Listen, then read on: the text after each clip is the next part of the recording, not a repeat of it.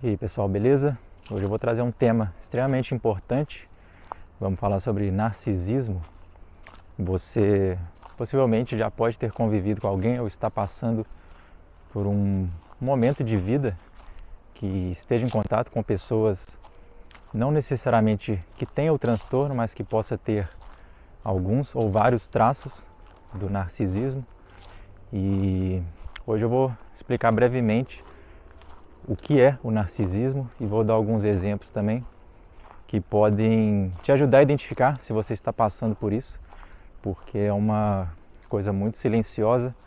Todas as manipulações, todas as ações que os narcisistas ou as pessoas que têm esses traços utilizam fazem nos acreditar que nós estamos errados, que nós somos os vilões da história. E isso confunde a nossa cabeça, nos deixando com sequelas profundas. Por isso que esse é um tema extremamente importante.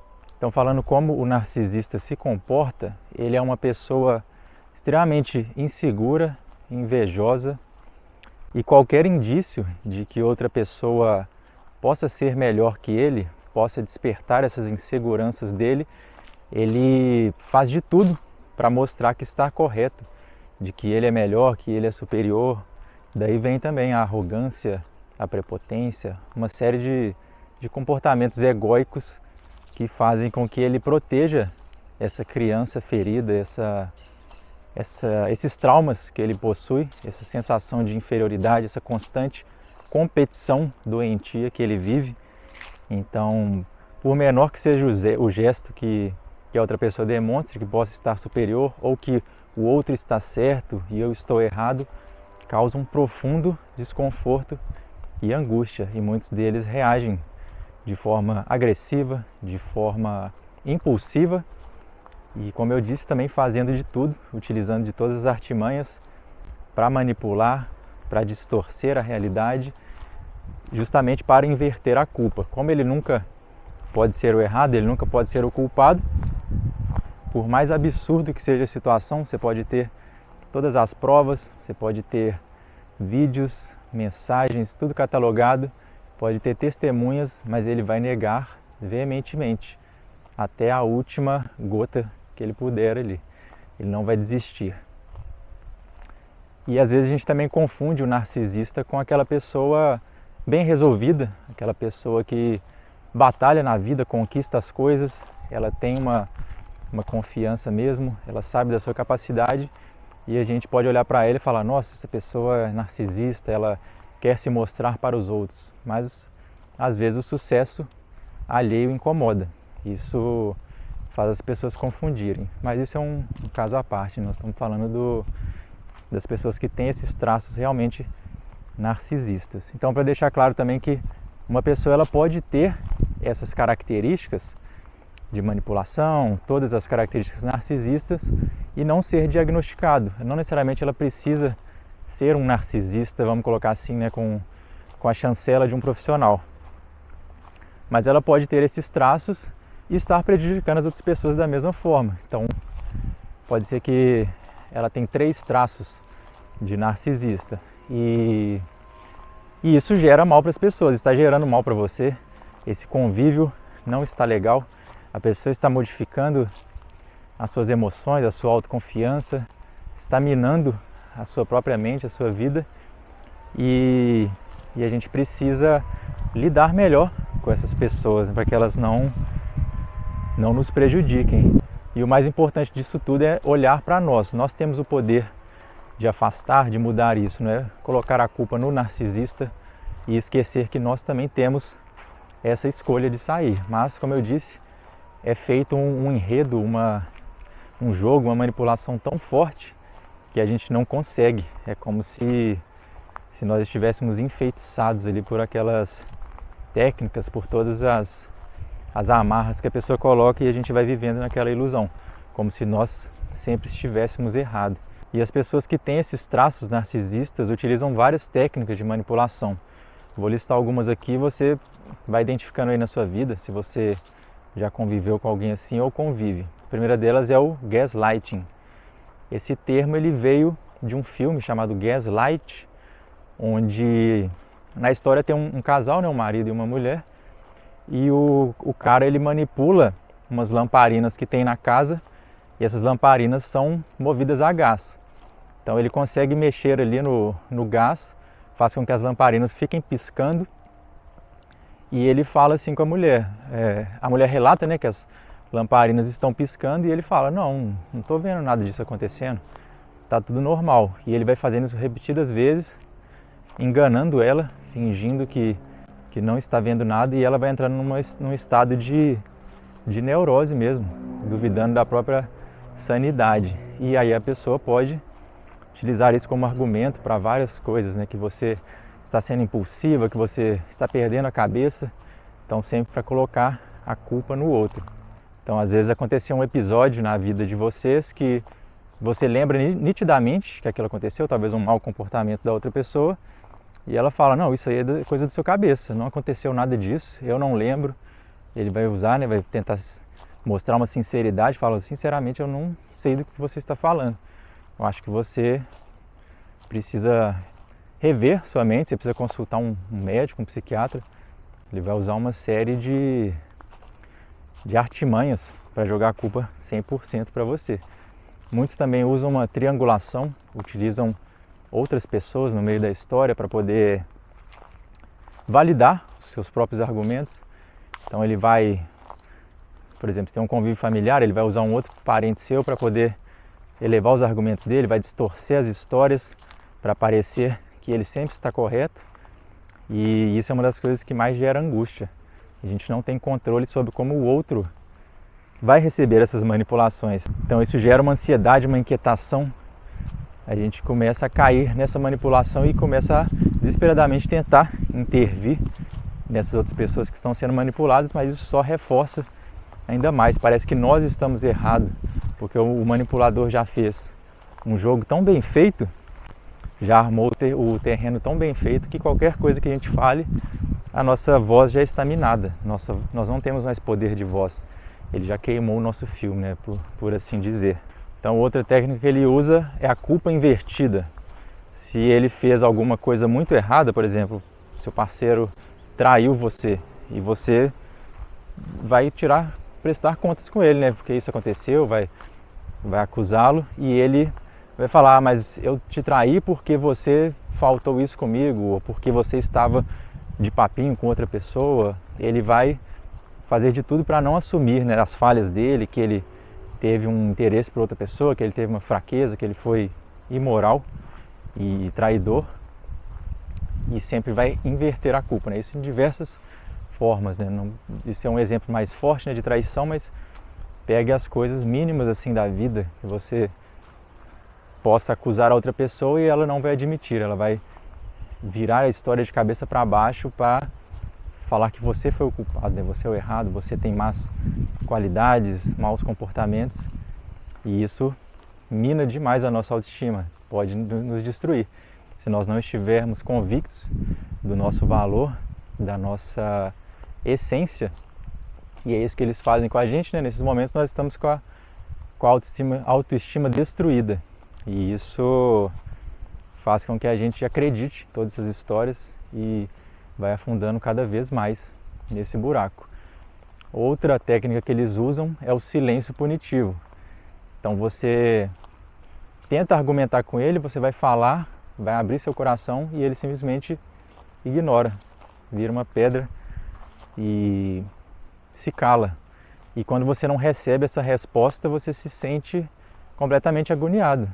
É como se ele utilizasse essa técnica quando ele vê que não tem mais argumentos. Ele vai tentando ali ver que talvez você não está caindo naquelas coisas, você insiste tanto e talvez você está chateando tanto ele, incomodando tanto o ego fragilizado dele, que ele vai se calar. E isso vai te gerar mais culpa, o silêncio vai te fazer remoer as coisas, vai te punir tanto que uma hora você vai até assumir, vai tentar criar uma culpa que não existia, né? Então eu aceito o que você disse, eu que estava errado mesmo. E muitos também aceitam por dependência emocional. Essas relações geralmente acontecem com pessoas carentes, com uma certa dependência, à procura de migalhas emocionais. Então o narcisista ele sabe muito bem fazer esse jogo de dar um alimento ali, um alimento afetivo, um abraço, um acolhimento, ao mesmo tempo que ele está te pisando, te esmagando, e ele vai dosando isso na medida em que ele consegue te manter enredado naquela teia dele de manipulação.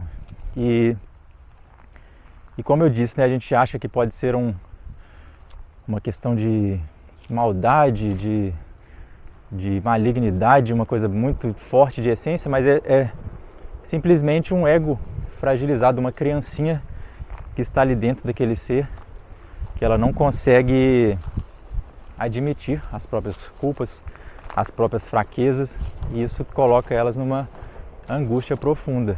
E elas não reconhecem isso, ao mesmo tempo que elas, inconscientemente ela tem isso, conscientemente ela sempre se vê grandioso, ela vive nessa ilusão, né? Eu sou o maioral mesmo e todos estão contra mim, todos estão errados, eles caem numas neuroses também, uma criação mental de que todos podem estar criando um complô e que todos são contra ele, e isso é um comportamento bem perigoso também.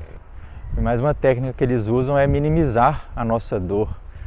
Às vezes a gente se abre para a pessoa, fala que isso causou, né, o comportamento dele está me machucando, e você fala com ele e ele fala, isso aí é frescura, isso aí você está exagerando, você é muito emocionada, muito emotiva, você é estourada, você é instável.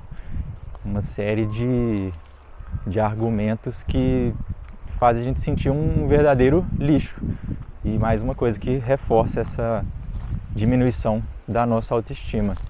E o mais triste disso tudo é quando a gente tem um convívio prolongado com essas pessoas, nós saímos com uma série de cicatrizes, traumas bem fortes, bem pesados, que a gente vai precisar de um longo período para poder curar. Então muitos de nós saímos com uma sensação de não identidade, como se a gente perdesse aquilo que a gente era por um excesso de invalidação, desvalidação dos nossos sentimentos, de quem nós somos. A todo momento que a gente tenta se expressar de uma forma, essa pessoa vai lá e destrói, vai lá e transforma, reconstrói as histórias de acordo com o seu próprio viés, e isso gera essa falta de identidade. Então algumas pessoas precisam de um tempo para poder recobrar consciência, quem eu era antes dessa relação, né? Como eu me comportava, eu era tão espontânea, tão autêntica, agora eu estou me parecendo um bloco de gelo, eu não consigo me abrir, eu tenho crise de ansiedade, eu começo a tremer, eu não consigo falar mais, eu perdi a voz, muitos perdem a voz também, mexe realmente como se a pessoa destruísse o chakra laríngeo aqui, e a gente sofre essa interferência energética, emocional em todos os âmbitos. E com esses traumas a gente vai gerando uma bola de neve. Todos os outros relacionamentos que a gente vem a ter depois, todas as relações com as pessoas ficam conturbadas. A gente fica com dificuldade de confiar no outro. Como eu falei também, a gente não consegue mais se expressar do jeito que a gente era, a gente se torna uma pessoa desinteressante, desinteressada pela vida, e a gente precisa de um tempo para restabelecer. Por isso que nesses casos muitos tentam manter o convívio com essas pessoas na esperança de que eles sejam curados, que esse transtorno se vá, mas são necessários anos e anos de terapia. Isso se a pessoa tiver muita força de vontade, se o narcisista realmente quiser e reconhecer minimamente ali que ele tem esse transtorno e queira se trabalhar. Mas a vítima, ela precisa se afastar, ela precisa estar em outro ambiente, longe dessa pessoa, porque ela ainda vai apresentar muitas características, muitos comportamentos que vão remeter a tudo aquilo que nos gatilha, que nos joga para baixo e acaba com a nossa vida completamente, arrasa. Então, para quem está nesse convívio, também não é tão simples se afastar. Às vezes você tem uma pessoa que você dependa financeiramente dele ou dela, da sua mãe, dos seus pais, ou você dependa do marido. Muitos também têm que conviver quando tem um filho e houve a separação, mas você tem que ver o pai ou a mãe do seu filho, da sua filha, em certa frequência, e você tem que se manter firme para que nada daquilo afete mais o seu ser. Então tem algumas técnicas também que a gente pode usar. Nós temos que ter ferramentas, ter métodos para que a gente bloqueie, para que ele não atinja, porque o narcisista ele sente um enorme prazer em ver que está nos controlando. Ele gosta de nos ver instáveis, ele gosta de nos desestabilizar. Então ele vai jogar uma armadilha, vai falar alguma coisa específica ali pra gente. E se ele ver que o nosso olho transpareceu medo, que a gente tremeu, que a gente perdeu a voz, ele fica extremamente satisfeito, porque isso valida essa necessidade do ego dele, de se sentir superior, de esconder essa inferioridade que ele tem, de esconder essa criança sofrida, que ele não pode deixar que ninguém veja. Se o mundo ver que ele é fraco, que ele não é tudo aquilo que ele imagina na cabeça dele, o mundo dele desaba, destrói completamente. Então, uma das técnicas que eu já utilizei e que é uma das que se mostra mais efetiva, principalmente nesses começos, assim, quando a gente precisa se desvencilhar, é a técnica da pedra cinza. O nome é bem legal porque a gente realmente vira uma pedra. A gente não responde mais a esses estímulos. A pessoa ela pode tentar falar algumas coisas, pode tentar te xingar, pode tentar gritar e te manipular, e você vai ficar igual uma pedra. Ou você nem responde e simplesmente deixa a pessoa falando sozinha. E isso já vai gerar uma ira enorme. Você não vai entrar nesse jogo emocional. Se a pessoa se exalta também, né? Toda vez vai ter uma conversa, ele eleva demais o tom, começa a gritar, esbravejar, e a gente não consegue lidar com isso. Porque quando a pessoa vem conversar assim com a gente, é como se a gente estivesse num campo de batalha. A gente entra num estado de luta e fuga, como se a gente estivesse ali conversando com um leão, com uma fera, com um animal, e o nosso sistema libera cortisol, a gente fica com um estado de adrenalina e a nossa mente não funciona. Por isso que a gente perde os argumentos. Já deve ter se visto em algumas conversas, discussões, em que dá um branco completo. Você tenta falar, você sabe que tem a verdade ali, você sabe que tem como contra-argumentar, mas simplesmente não vem. E aí a pessoa ela cumpre a missão dela. Nossa, desestabilizei a pessoa, estou colocando os argumentos, ela não tem voz para me responder, então ganhei mais uma vez. E a gente, como não consegue falar, a gente pensa, poxa, então realmente eu não tinha argumento, eu não tenho como contrariar o que ele falou. E a gente afunda mais um degrau, mais 1 metro para baixo. E é uma coisa muito pesada, muito doentia, a gente não percebe a magnitude disso. Muitos fazem isso de forma muito silenciosa, muito sorrateira, vai minando a gente de pouco em pouco, e quando a gente acorda daquela ilusão que a gente vivia, nós já podemos estar afogando ali no fundo do mar, quase sem oxigênio. Então por isso que é importante que a gente se afaste dessas pessoas, procure uma ajuda de um terapeuta, de um psicólogo, de um profissional que possa te auxiliar, especialista nessa área.